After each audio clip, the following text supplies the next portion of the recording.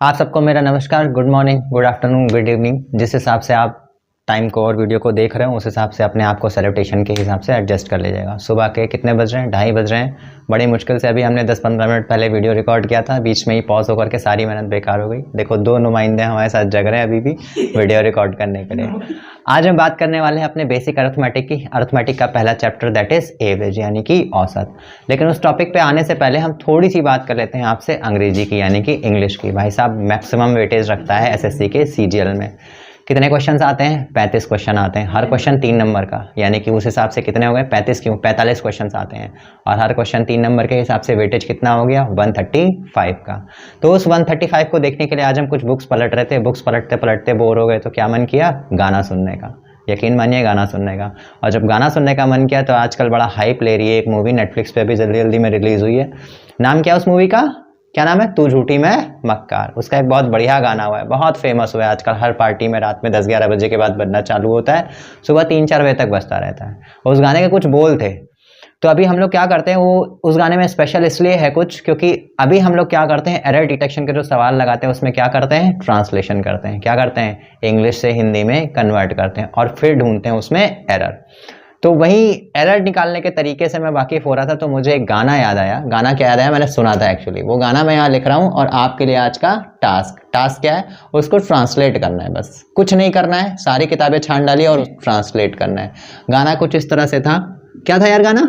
हाँ याद आ गया, प्यार होता। बस अगर यहाँ तक होता तो काम चल जाता। आई होप अब तक गाना समझ गए होंगे। कितनी बार आता है? होता, होता और फिर से होता है। ठीक, कितनी बार होता है?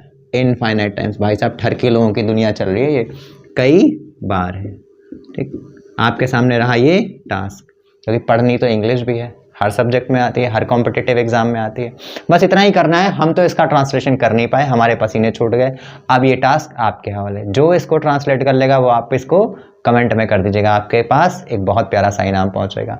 ये रहा आपका टास्क। और बिना समय वेस्ट किए बढ़ते हैं अपने अरिथमेटिक के पहले टॉपिक पे। हमारा जो पहला टॉपिक है इसको तो आपने देख ही लिया होगा, करियर ट्रांसलेशन। ठीक है ना? बहुत मजा आएगा इसका ट्रांसलेशन करने में। हमसे तो हुआ नहीं, 3 बज गए रात के ट्रांसलेशन सोचते सोचते। चलिए बिना समय वेस्ट किए बढ़ते हैं अपने अगले टॉपिक पे। शुरुआत के 10-15 मिनट सिर्फ आपको ध्यान से सुनना है। व्हाट इज एन एवरेज यानी कि औसत क्या होता है, इसकी डेफिनेशन क्या होती है, फॉर्मूला कहाँ से आया है और ये फॉर्मूला आने के बाद इसका रोल क्या है। क्योंकि एज यूजुअल हम अपने वीडियोज में बताते रहते हैं कि हमें जो सवाल लगाने हैं वो फॉर्मूला फ्री होने चाहिए, वरना फिर मैथमेटिक्स पढ़ने का फायदा ही क्या। चलिए बिना समय वेस्ट किए आते हैं अपने टॉपिक पे, एवरेज। क्या नाम है आज के टॉपिक का? ओ भाई साहब जब जग रहे हो तो बताते भी रहो, क्या नाम है? एवरेज। अरे भाई साहब एक से एक अंग्रेज पढ़े हो यहाँ पर। हिंदी की राइटिंग को इग्नोर करिएगा, बहुत शानदार राइटिंग है, लोगों ने कहा है। ठीक, लोगों का काम है कहना कि हमारी हिंदी की राइटिंग बहुत अच्छी है। कॉपी लाइए, यहाँ रख करके देख लीजिए, आपसे तो बढ़िया ही होगी। एवरेज यानी कि औसत। पहले हम समझेंगे कि औसत होता क्या है। हमने आपके सामने 3 नंबर लिखे, 2, 3 और 4, और हमने आपसे एक बेसिक क्वेश्चन पूछा कि इसका औसत बताइए यानी कि एवरेज बताइए। तो आप कहने लग जाओगे कि सर जी बहुत साधारण सा सवाल पूछा है आपने, इसमें क्या टिपिकल है। ये हो जाएगा इसका औसत। क्यों होगा, कैसे होगा, ये हमें नहीं पता, लेकिन आपने बता दिया तो हमने मान लिया। अगला डेटा रखते हैं। हमने आपसे कहा इसका एवरेज बताइए। ठीक, अब आप ना तो इसको इनबॉक्स कर सकते हो ना तो इसको इनबॉक्स करते हो, और बस यहीं से हमारा बनता है कॉन्सेप्ट एवरेज का। ठीक है ना तो हमारा ये एवरेज हो सकता है और ना तो ये हो सकता है। तो चलिए पहले काम करते हैं एवरेज के फॉर्मूले पे, फिर इसकी डेफिनेशन पे आएंगे, फिर जो एक्चुअल आजकल वनडे कॉम्पिटिशन्स में एवरेज पूछा जाता है उसमें कौन सा तरीका लगाते हैं इस पे आएंगे। ठीक है ना, बिना टाइम वेस्ट किए हुए। और बार बार ये जो हम बोलते रहते हैं ना बिना टाइम वेस्ट किए हुए, ये क्यों है?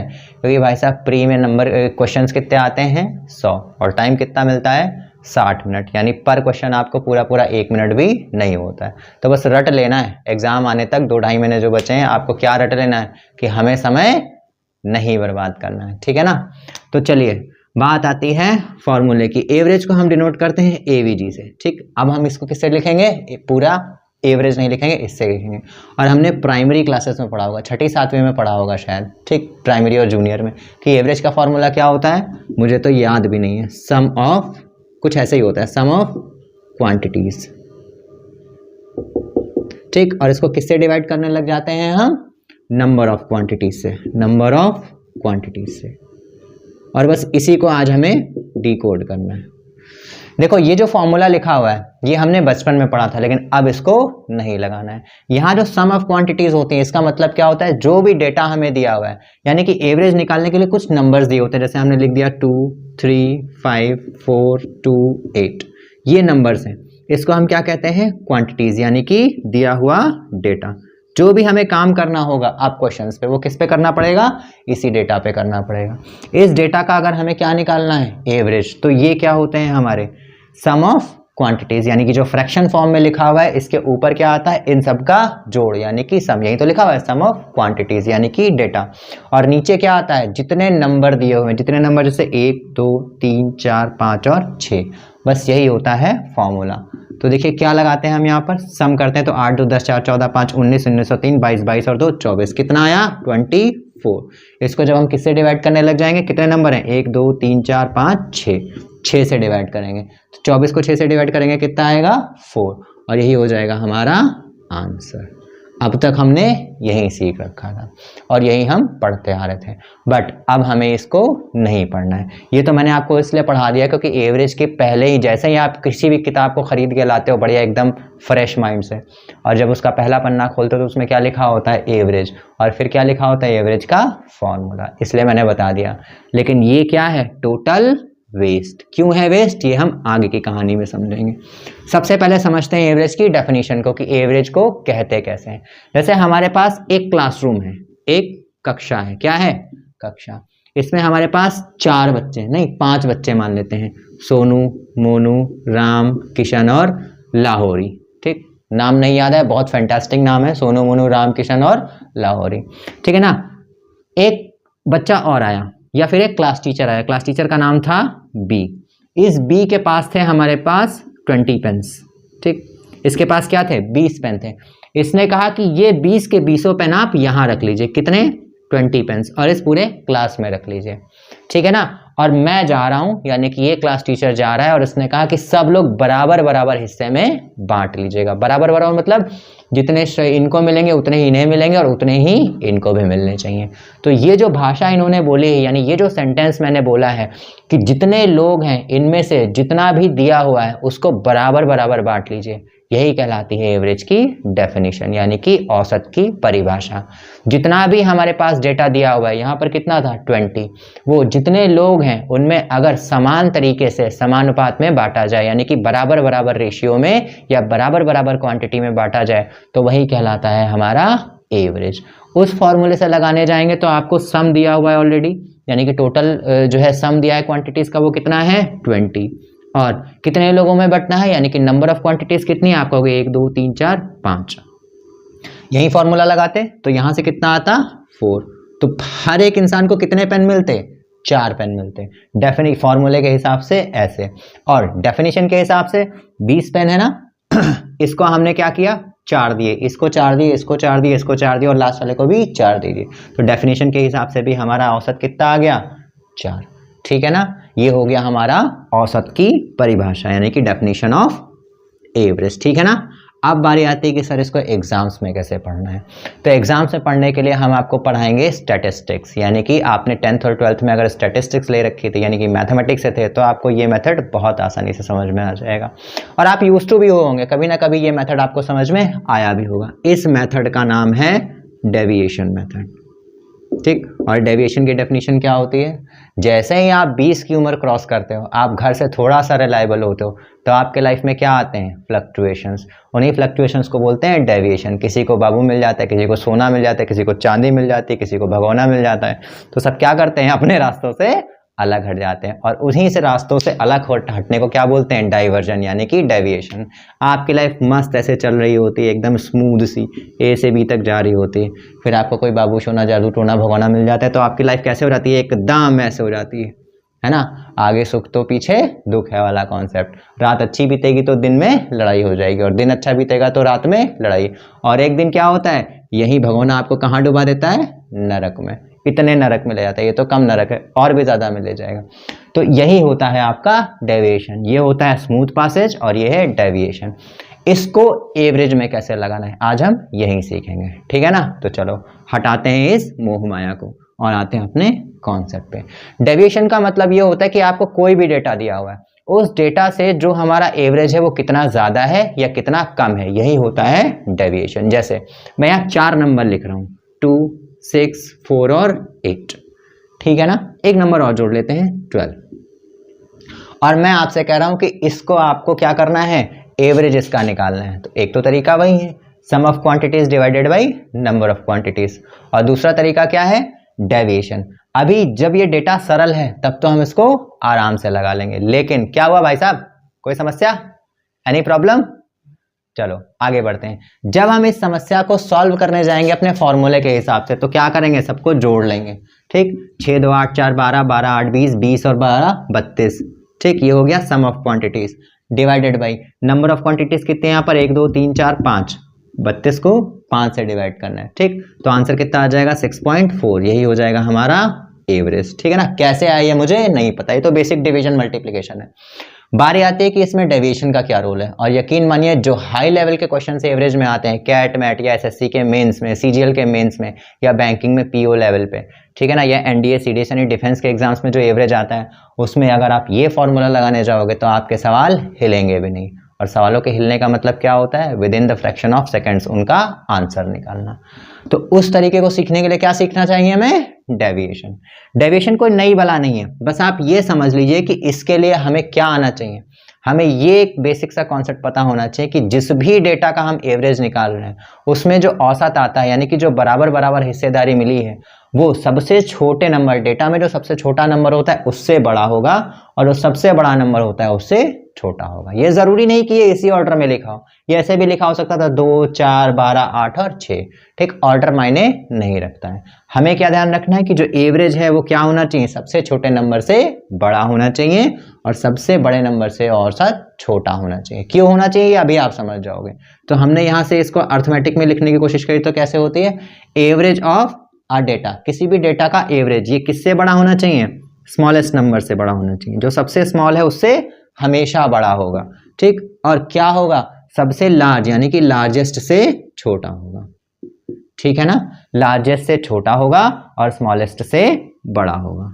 यही होती है एवरेज की एक पर्टिकुलर कंडीशन। ये डेफिनेशन नहीं है, ये क्या है, कंडीशन यानी कि शर्त है।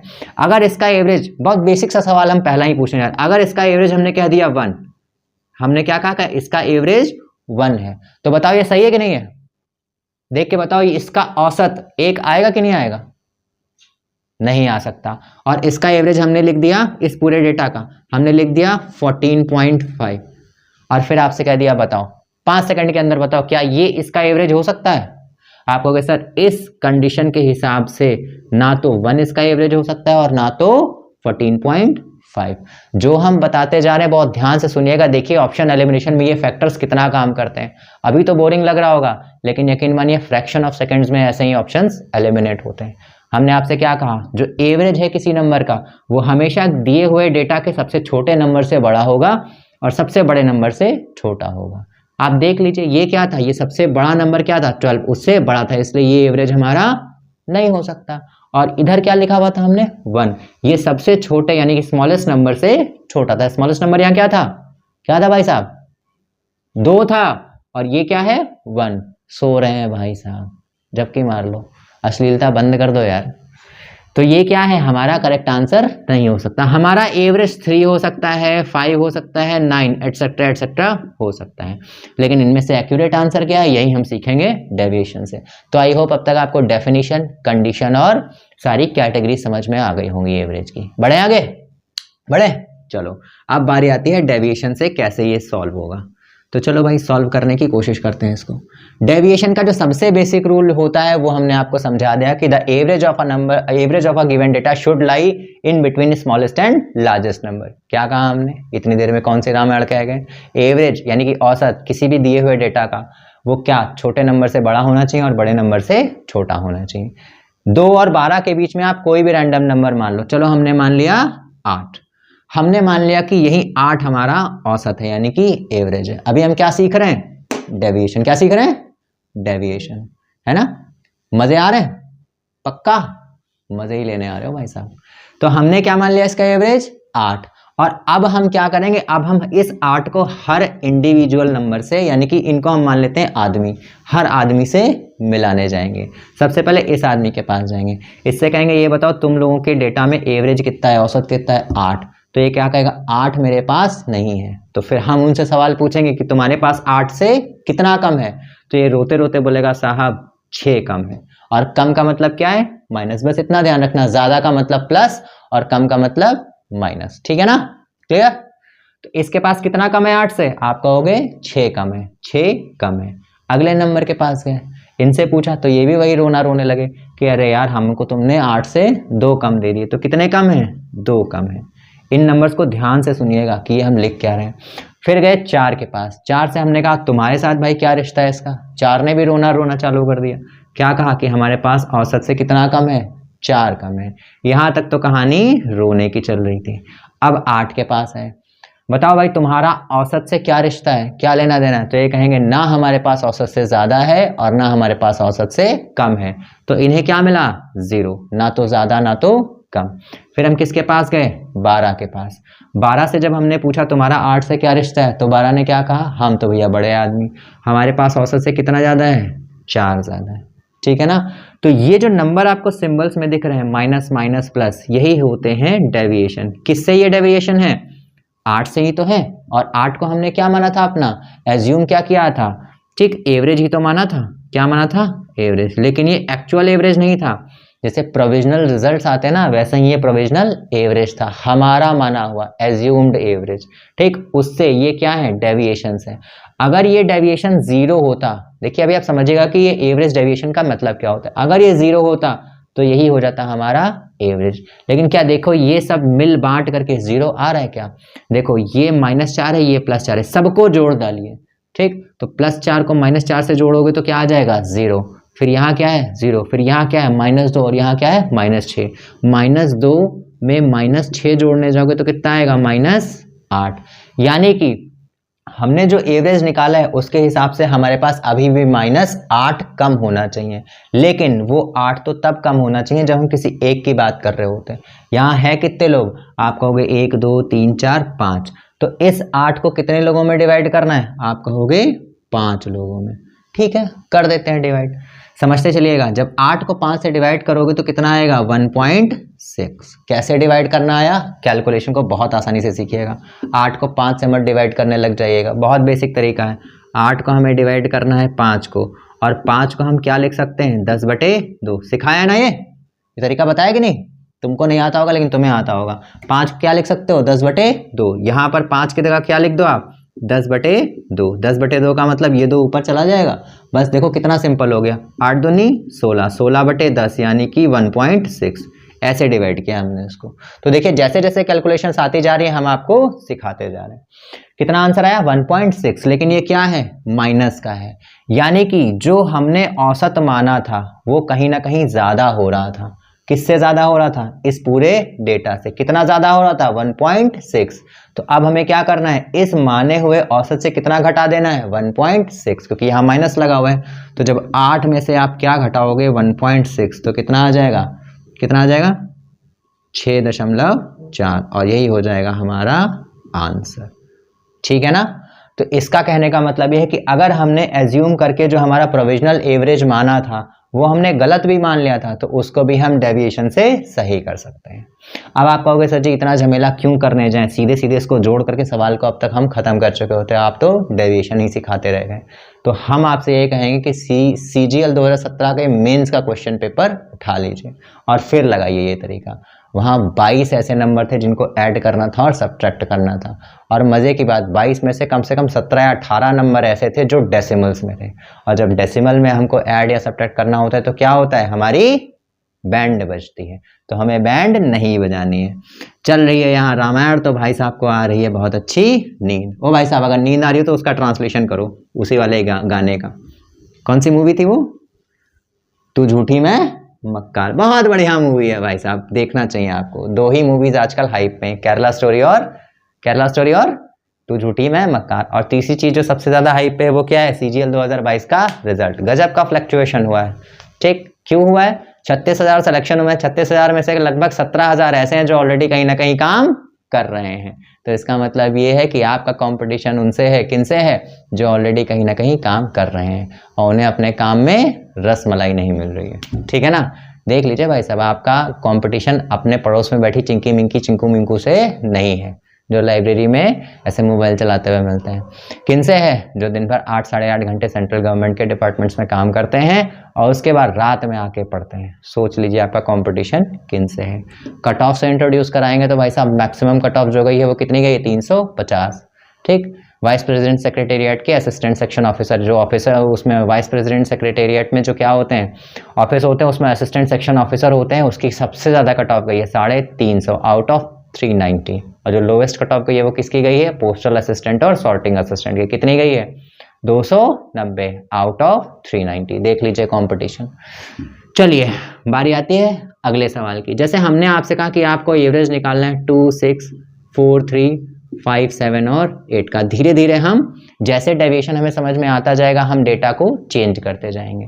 तो सबसे पहले आपको जो ध्यान रखना है डेविएशन मेथड में, वो क्या ध्यान रखना है, the average should lie in between smallest and largest number. Smallest क्या है, 2 और लार्जेस्ट क्या है, 8। जो भी आपको एवरेज मानना है अपने मन से मान लीजिए। हम अभी 4 भी मानेंगे, 6 भी मानेंगे और सबसे आंसर निकालने की कोशिश करेंगे। लेकिन कंडीशन क्या होनी चाहिए, 2 से बड़ा होना चाहिए और 8 से छोटा होना चाहिए।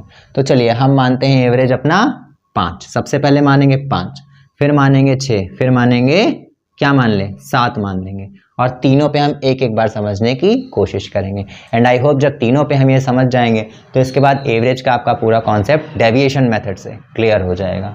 ठीक, चलिए जब हमने माना 5 तो हम हर बंदे से मिलने गए। और एवरेज का मतलब क्या होता है, एवरेज का मतलब होता है कि जितने भी लोग हमारे पास हैं सबके पास जो भी हमारा डेटा है, या जितने भी आम बटे, फूल बटे, पत्ती बटी, या जो भी बटना है भाई साहब, ठीक, पेन पेंसिल, वो सब बराबर बराबर बटने चाहिए। ठीक है ना। तो 2 के पास हम गए, इनके पास गए और इनसे हमने पूछा तुम्हारे पास कितने आम हैं। ये चलो मान लेते हैं आम ही हैं, तो इनके पास कितने आम हैं, इन्होंने कहा 2।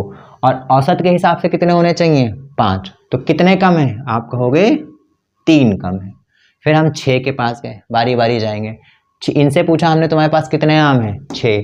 औसत से कितने कम है, आप कहोगे कम नहीं है, इस बार ज़्यादा है। वाह, खुश हो गए, बांट दीजिए मिठाई। कितने ज़्यादा है, 1 ज़्यादा है। इनके पास गए, इनके पास क्या है, 1 कम है। इनके पास कितने हैं, 2 कम है। बस समझते चलेगा, अभी देखिए सवाल आपका लग जाएगा। इनके पास ना कम है ना ज़्यादा है। इनके पास कितना है, 2 ज़्यादा है। और इनके पास लास्ट में 3 ज़्यादा है। ठीक है ना। ये जो ऊपर का डेटा आया है यही होता है deviation from the actual average. 5 से कितना कम ज़्यादा है यही हमने ऊपर लिखा है। सबको जोड़ घटा लीजिए, जितना कैंसिल आउट हो रहा है उसको घर भेज दीजिए। इसको इससे घर भेज दीजिए, इसको इससे घर भेज दीजिए, फिर इसको इससे घर भेज दीजिए। कुछ बचा ऊपर, कुछ बचा नहीं। तो अल्टीमेटली जो हमने प्रोविजनल एवरेज माना था वही हमारा क्या हो जाएगा, एक्चुअल एवरेज, और यही हो जाएगा हमारा आंसर। देखिए कितनी आसानी से निकला है। तो आप अभी हमसे आप क्या कमेंट करोगे कि सर आपको पता था इसका एवरेज 5 है इसलिए आपने डेविएशन में भी 5 मान लिया और तुरंत अपना आंसर निकाल लिया। हमने कहा हो सकता है, क्यों नहीं हो सकता है। चलो अगर हमने 6 माना होता तो क्या होता। तो अब कहानी आती है 6 की। If we assumed our average age 6, तो क्या होता, इनके पास जाते। जब इनके पास जा रहे होते तो ये क्या हमसे कहते हैं, हमारे पास कितना कम है, 4 कम है। इनके पास कितना कम या ज्यादा है, तो आप कहोगे 0। फिर इनके पास जाते तो इनके पास कितना कम होता, आप कहोगे 2 कम होता। इनके पास -3, इनके पास -1, इनके पास 1 ज्यादा होता क्योंकि माना हमने क्या है 6 और इनके पास कितने हैं 7, तो 1 एक्स्ट्रा इनसे हमको लेना पड़ेगा। 8 के पास कितना है, आप कहोगे 2 ज्यादा है।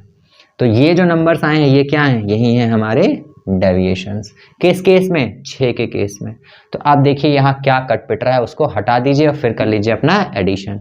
देखिए 2 से 2 कट जाएगा क्योंकि सबको जोड़ना ही तो है। तो जब आप जोड़ रहे होगे तो 2 से 2 कट जाएगा, 1 से 1 कट जाएगा। उसके बाद क्या बचा, देखिए 1 ये बच रहा है और 1 ये बच रहा है, यानी कि 4 और 3।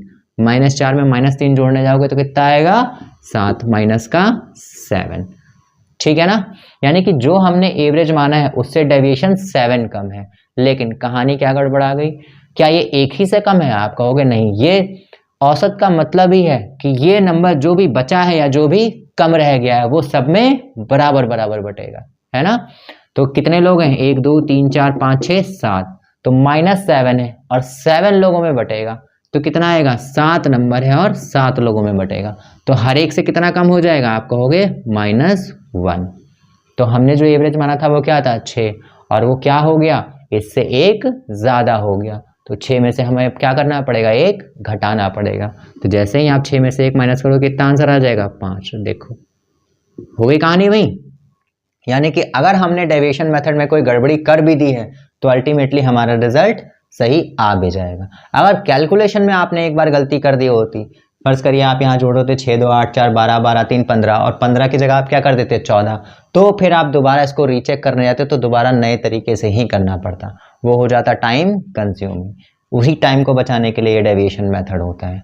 आई होप ये जो 7 लिखा हुआ है इससे आप अपने आप निकाल लेंगे। तो हम बढ़ते हैं अपने अगले स्टेप की तरफ।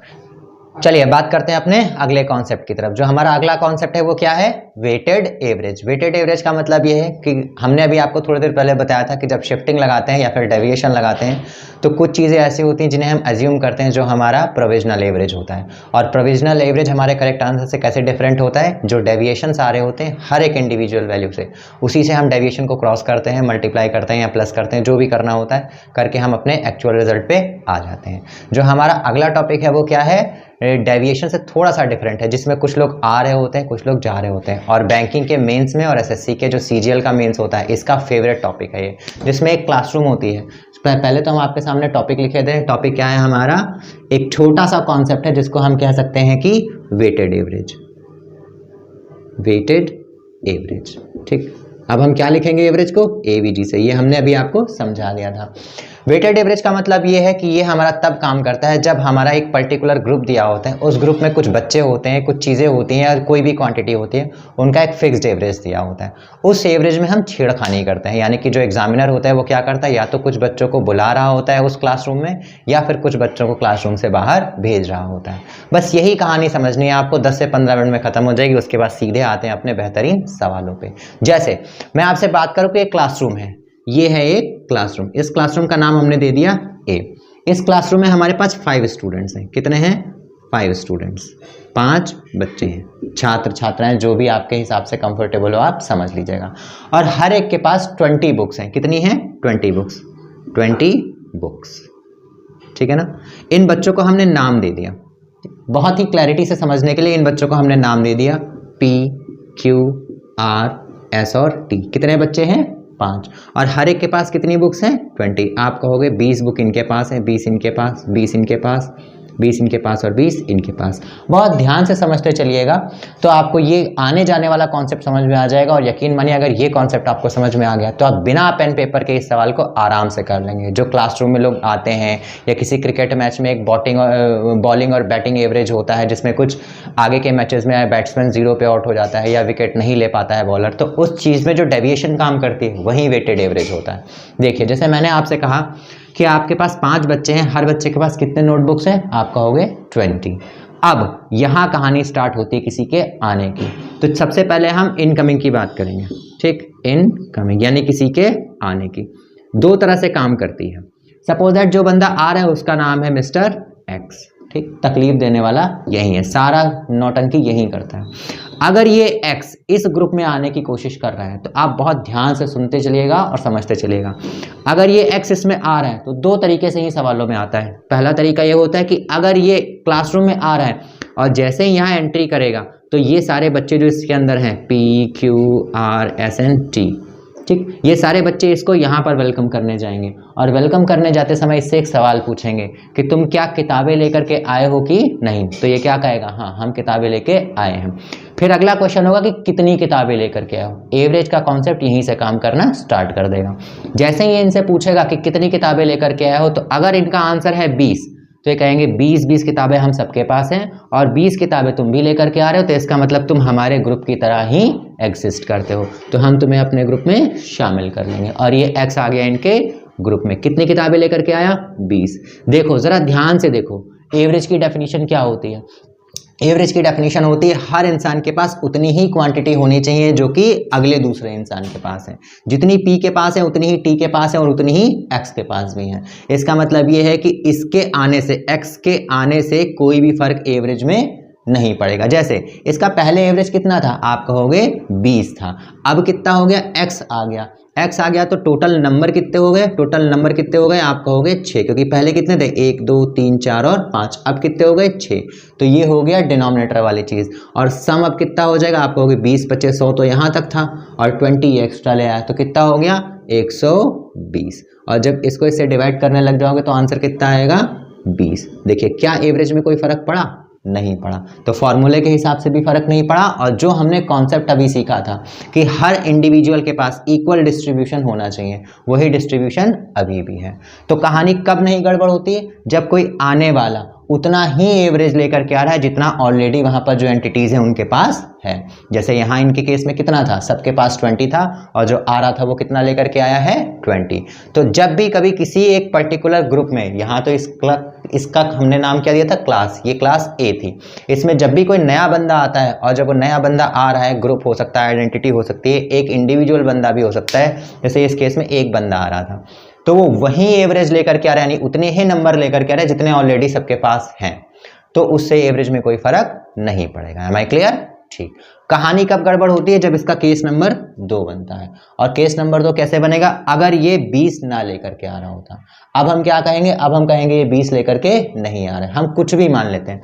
हमने मान लिया कि कितना लेकर के आ रहा है 100, कितना लेकर के आ रहा है 100, फिर से इसको वहां पर भेजते हैं। तो जैसे ही यहाँ एंट्री पॉइंट पे जाएगा तो इससे ये लोग पूछेंगे कि आप कितने लेकर के आ रहे हो, तो ये क्या बोलेगा, हम 100 बुक्स लेकर के आ रहे हैं।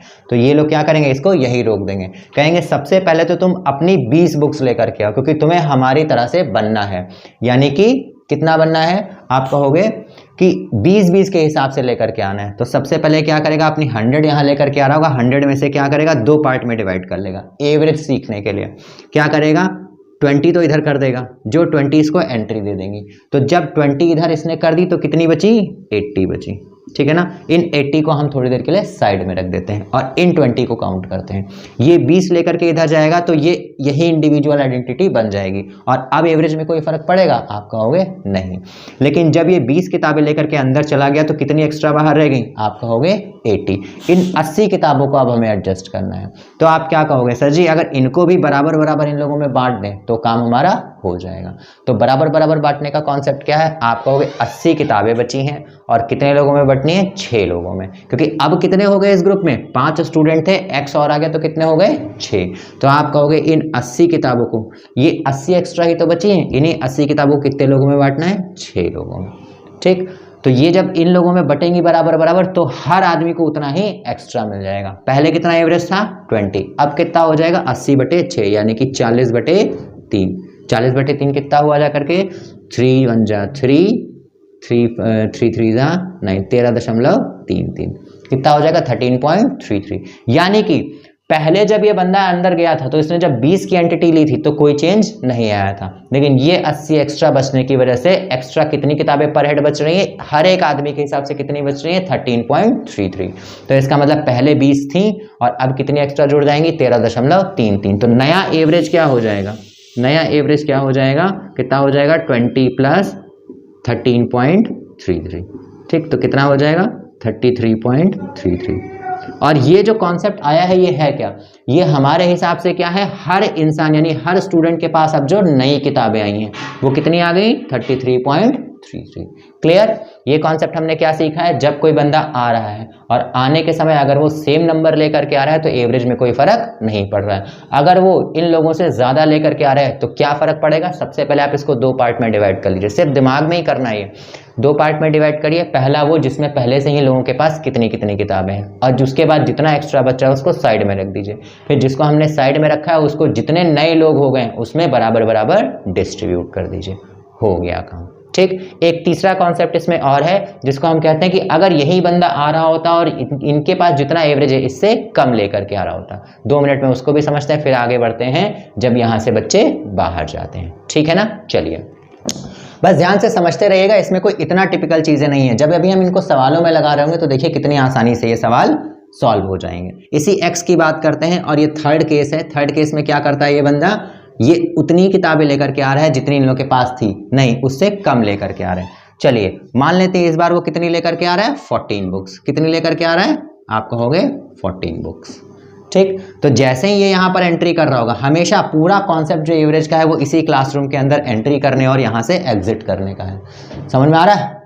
बहुत जल्दी समझ में आ रहा है। चलो, हमने इस बार क्या कहा, जब ये एंट्री कर रहा है तो कितनी किताबें लेकर के आया, 14। बस कहानी यहीं से समझनी स्टार्ट करिएगा। यही हमारा मिस्टर एक्स है और यही सारे गेम को गड़बड़ कर रहा है। मिस्टर एक्स 14 बुक्स लेकर के यहाँ पहुंचा था, तुरंत इन लोगों ने इसे क्या किया, PQRST ने इनको क्या किया, रोक लिया और कहा भाई साहब आपके पास कितनी किताब है, ये कहेंगे 14। तो ये कहेंगे अभी हम तुम्हें अंदर नहीं आने देंगे। क्यों? क्योंकि हमें क्या करना है, तुम्हारा एवरेज अपने एवरेज के हिसाब से बराबर करना है। ठीक है। तो ये कहेगा भाई साहब हमें एंट्री चाहिए, आप किसी भी तरह से एंट्री दिलाओ। तो ये लोग क्या कहेंगे, एक काम करते हैं, एवरेज का मतलब क्या है, हर इंसान के पास बराबर बराबर होनी चाहिए। जो भी क्वांटिटी है, जैसे यहाँ बुक्स थी, वो सबके पास कितनी होनी चाहिए, बराबर। तो इनको समझने के लिए हम एक छोटा सा रॉ डायग्राम बनाएंगे और देखिए कितनी आसानी से आपको समझ में आ जाएगा।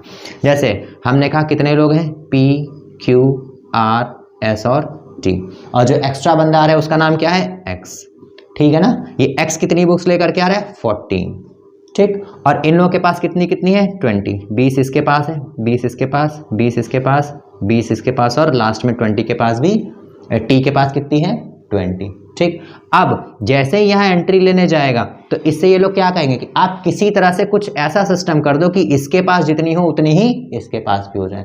तो तुरंत आपके दिमाग में बात आई होगी, क्यों ना P अपनी एक किताब दे दे, Q अपनी एक किताब दे दे, R अपनी एक किताब दे दे, S अपनी एक किताब दे दे और T भी अपनी एक किताब दे दे। तो जब इन सब के पास से एक एक किताब चली जाएगी तो इनके पास कितना बचेगा, 19। कितना बचेगा, 19। हर एक के पास 19 बचेंगे। क्या यहाँ से कोई एवरेज में फर्क पड़ रहा है, आप कहोगे नहीं, क्योंकि जितनी क्वांटिटीज हैं वो सब में बराबर बराबर है। तो एक्स्ट्रा कितनी बच गई, आप कहोगे 1 2 3 4 और 5। ये 5 आप उठा करके किसको दे दीजिए, यहाँ पर, जब ये एंट्री कर रहा हो। तो 14 को हम 5 एक्स्ट्रा दे देंगे, कहाँ से लेकर के, PQRS और T से। तो इसके पास कितनी हो जाएंगी, अब आप कहोगे 14 और 5 19, यानी कि अब जो टोटल किताबें इसके पास हो जाएंगी वो कितनी हो जाएंगी, 19। देखिए सवाल आपका लग गया। कैसे लगा, जितनी इनके पास है उतनी ही इसके पास है, तो क्या अब इसको एंट्री मिल जाएगी, आप कहोगे बिल्कुल। और यही होता है वेटेड एवरेज का कॉन्सेप्ट। इसको लार्ज स्केल पे सवालों पे जब हम सवाल लगा रहे हैं तो देखिए कितनी आसानी से लगेगा। अभी तो हम आपको समझा रहे हैं इसलिए हमें लग रहा है टाइम। देखिए हमने किया क्या, इन सबको बराबर करने के लिए, क्योंकि जब वो आ रहा था तो कम लेकर के आ रहा था, कम लेकर के आ रहा था तो पूरे वाले के एवरेज में से हमने थोड़ा थोड़ा निकाल लिया और इसको डिस्ट्रीब्यूट कर दिया, तो ये इक्वेट हो गया। यहाँ से एक नया कॉन्सेप्ट जनरेट हुआ होगा जिसको हम कहते हैं वेटेड एवरेज का नया कॉन्सेप्ट, यानी कि concept of increasing and decreasing numbers. जैसे पहले केस में, केस नंबर 1 क्या था, जब जितना इनके पास था उतना ही X लेकर के आ रहा था, तो एवरेज में कोई फर्क पड़ रहा था, आप कहोगे नहीं पड़ रहा था। केस नंबर 2, जब ये मिस्टर X इनके एवरेज से ज्यादा लेकर के आ रहा था, तो एवरेज जो ओवरऑल ग्रुप का था वो क्या कर रहा था, बढ़ रहा था या घट रहा था, आप कहोगे बढ़ रहा था। और तीसरा और लास्ट कॉन्सेप्ट अभी हमने क्या समझा है, नया एवरेज कितना आया है, 19। तो जब भी कभी नया आने वाला बंदा पुराने एवरेज से कम लेकर के आएगा तो ओवरऑल एवरेज क्या हो जाएगा, घट जाएगा। क्लियर। 3 चीजें हमने सीखी हैं।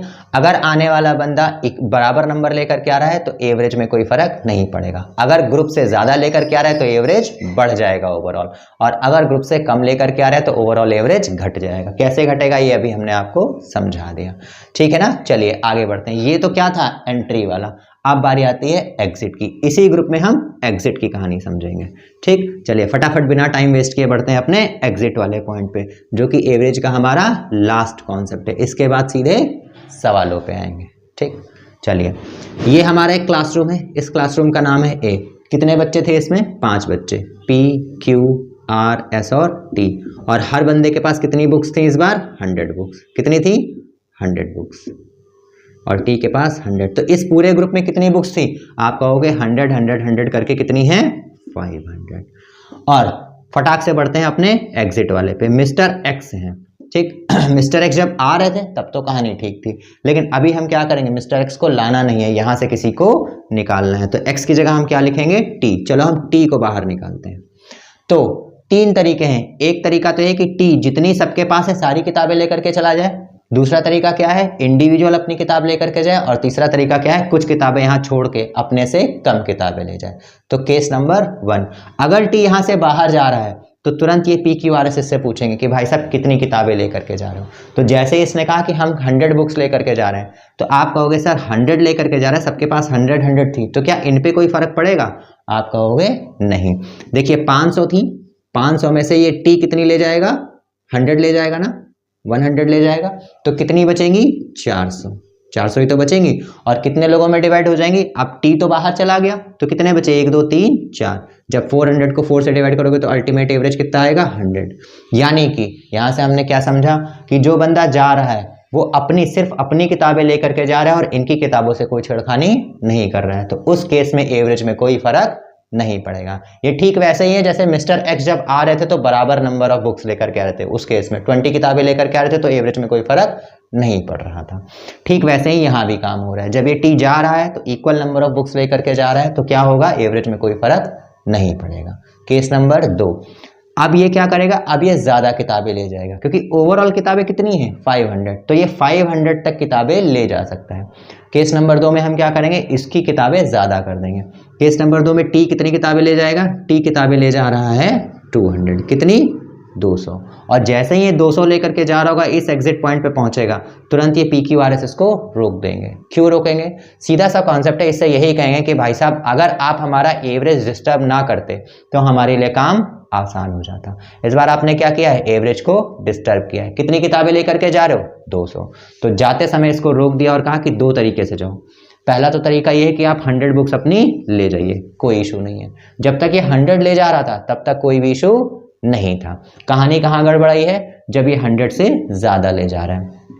ये 100 लेके गया, जाने दो, तो दूसरी जो 100 है यानी कि 200 ले जानी है तो 100 ये ले गया, कोई फर्क नहीं पड़ा। जैसे ही ये 100 आई तो ये बताइए इस ग्रुप में पूरी कितनी किताबें थी, कितनी थी 500, तो ये 500 में से ही तो कहीं ना कहीं से ले जाएगा। आप कहोगे बिल्कुल ले जाएगा, 100 पहले ले जा चुका है, बाकी 100 कहाँ से ले जाएगा, तो किसके पास से ले जाएगा, P Q R और S के पास से। P के पास जाएगा, P से कहेगा 100 किताबें दे दो, तो P क्या कहेगा, फिर तो हमारे पास कुछ भी नहीं बचेगा। और यही केस Q R और S में भी होगा, तो फिर ये आपस में करेंगे डिसाइड और कहेंगे क्यों ना हम बराबर बराबर किताबें दे दें। P के पास मिलने जाएगा तो इनसे क्या कहेगा कि आपको हमें किताबें देनी पड़ेंगी। P के पास जाएगा तो P क्या कहेगा, अगर हम अपनी 100 की 100 किताबें दे देंगे तो हम क्या रह जाएंगे, ढंढन गोपाल, यानी कि खाली हाथ, तो हम 100 बुक्स नहीं दे सकते हैं। इसी तरह से Q R और S का भी रिप्लाई आएगा। फिर ये लोग आपस में डिस्कशन करेंगे कि क्यों ना हम कुछ ऐसी किताबें दे दें कि हमारे पास भी बराबर बराबर रह जाए और इनके पास भी 100 हो जाए। तो जरा नंबर सोच करके देखिए, क्या 25 बुक्स देने से काम चल जाएगा, आप कहोगे बिल्कुल। 25 P देगा, 25 Q देगा, 25 R देगा और 25 S देगा, तो यहाँ से कितनी किताबें चलेगी, 25-25 करके चलेगी, तो हर एक के पास कितनी बच जाएंगी, 75। इक्वल नंबर ऑफ बुक्स बच जाएंगी ना, और इक्वल नंबर ऑफ बुक्स को ही हम क्या कहते हैं, एवरेज। और इनके पास कितनी आ जाएंगी, वो 100 लेके जा रहे थे उससे तो कोई फर्क ही नहीं पड़ रहा था, ये 100 भी कंप्लीट हो जाएंगे, 25 25 50 75 और 100, तो देखिए ये 100 भी कंप्लीट हो गया। तो ये था केस नंबर 2, जिसमें हम क्या कर रहे थे कि जब किसी ग्रुप से कोई बंदा निकल रहा है तो निकलने की कंडीशन क्या होती है, अगर बराबर निकल के निकल रहा होता जितनी इनके पास थी तो कोई कहानी गड़बड़ नहीं होती। कहानी कहाँ गड़बड़ हुई है, जब ये उससे ज्यादा लेकर के जा रहा है, और जब ज्यादा लेकर के जा रहा है तो नया एवरेज हमारा कितना आ रहा है, 75। जो कितने बचे हैं, P Q and R S, यही 4 बचे हैं, तो इनका जो नया एवरेज आया वो क्या है, पुराने एवरेज से कम हो गया। तो यहां से हमने एक और नया कॉन्सेप्ट बिल्ड किया। वो कॉन्सेप्ट क्या है कि जब भी कोई जाने वाला बंदा किसी एक ग्रुप या किसी एक सेट से जा रहा है अगर कोई, और जाते समय वो इंडिविजुअल एवरेज जो उनका है उससे ज्यादा लेकर के जा रहा है, तो उसके जाने के बाद जो बचे हुए लोगों का एवरेज होता है वो पुराने एवरेज से यानी कि ओरिजिनल एवरेज से कम हो जाता है, 75। आपके सामने क्लियर है। ठीक, बढ़ते हैं अपने लास्ट कॉन्सेप्ट पे। जब जाने वाला बंदा अभी ज्यादा ले जा रहा था अब कम लेकर के जाए। ठीक, चलिए कहानी फिर से स्टार्ट करते हैं मिस्टर एक्स की, और यहीं से समझेंगे कि जाते समय वो क्या डिस्टर्ब कर रहा है। जैसे यही क्लासरूम है, इस क्लासरूम में कितने बच्चे हैं, P Q R S and T, सबके पास कितनी थी, 100 बुक्स, तो टोटल बुक्स कितनी हो गई थी हमारे पास, 500। अब ये T फिर से बाहर निकलने गया, और इस बार कैसे जाएगा, इस बार ये कम किताबें लेकर के जाएगा as compare to last one. कितनी थी, 100। अब ये क्या कर रहा है, ये कह रहा है कि हम 80 किताबें लेकर के जाएंगे। ठीक, 80। तो जैसे ही ये एग्जिट पॉइंट पे पहुंचेगा ये P Q R S इसको रोक लेंगे, क्योंकि T तो चला जाएगा तो बचेंगे 4 लोग। ये 4 कहेंगे भाई साहब अगर तुम 100 लेकर के जा रहे होते तो हमारा कॉन्सेप्ट क्लियर होता, हमें कोई फर्क नहीं पड़ता, जैसा केस नंबर 1 था। फर्क कहां से पड़ रहा है, फर्क इसलिए पड़ रहा है क्योंकि ये 80 किताबें लेकर के जा रहा है इंस्टेड ऑफ 100। तो ये कितनी किताबें छोड़ के जा रहा है 20। तो हम मान लेते हैं कि इस टी को यहाँ से बाहर निकाल देते हैं और कह दिया तुम जाओ 80 किताबें अपनी ले जाओ। ये 80 चली गई। जब 80 किताबें ले जाएगा तो टी अपनी कितनी किताबें छोड़ जाएगा? आप कहोगे टी के पास पहले कितनी थी 100, ठीक, लेके कितनी गया 80, तो कितनी छोड़ रहा है? आप कहोगे 20। ये 20 एक्स्ट्रा किताबें कहाँ चली जाएंगी? इसी क्लासरूम में तो आ जाएंगी। आप कहोगे बिल्कुल आ जाएंगी। ठीक, अब इन 20 किताबों का क्या करें? अगर इकलौता पी को दे दिया तो इसके पास कितनी हो जाएंगी 120, बाकी 3 लोगों के पास कितनी बचेंगी 100, और ये हमारे एवरेज को गलत साबित कर देगा। तो इसका मतलब ये चारों क्या करेंगे? आप करेंगे डिस्कशन करेंगे और इस 20 को जो ये एक्स्ट्रा बचा है कितने लोगों में बराबर बराबर बांट लेंगे? आप कहोगे 4 लोगों में। तो अगर हमको किसको बांटना है? 20 को बांटना है और 4 लोगों में। तो हर एक को एक्स्ट्रा कितनी मिल जाएंगी? 5। कितनी मिल जाएंगी? 5।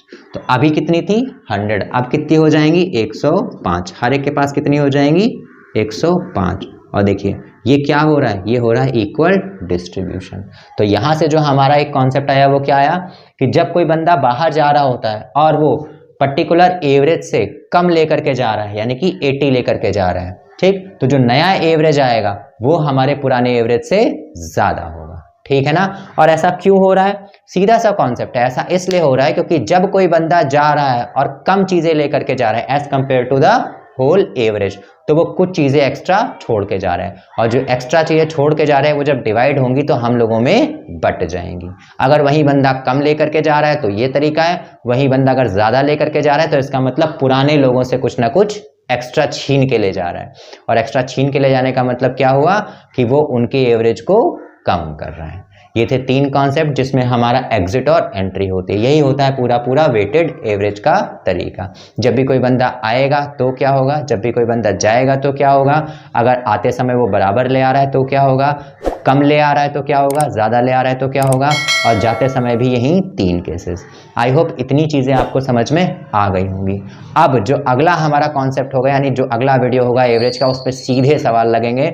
और यकीन मानिए हमने आपको सिर्फ 3 चीज़ें सिखाई हैं। पहला एवरेज का फॉर्मूला जिसका कोई यूज़ नहीं है, दूसरा किस तरीके से वे एवरेज निकालना इससे डेविएशन वाले तरीके से जिसमें छोटे छोटे मल्टीप्लिकेशन प्लस माइनस होते हैं, और तीसरा वेटेड एवरेज का कॉन्सेप्ट। इन 3 कॉन्सेप्ट के अलावा पूरे एवरेज में कोई नया तरीका नहीं लग रहा है। Batting average, bowling average, classroom average, expenditure, income, hostel का खर्चा, मेस का खर्चा, रेस्टोरेंट बिल को स्प्लिट करना, ये सारे सवाल हमारे इन्हीं तरीकों से लग जाएंगे।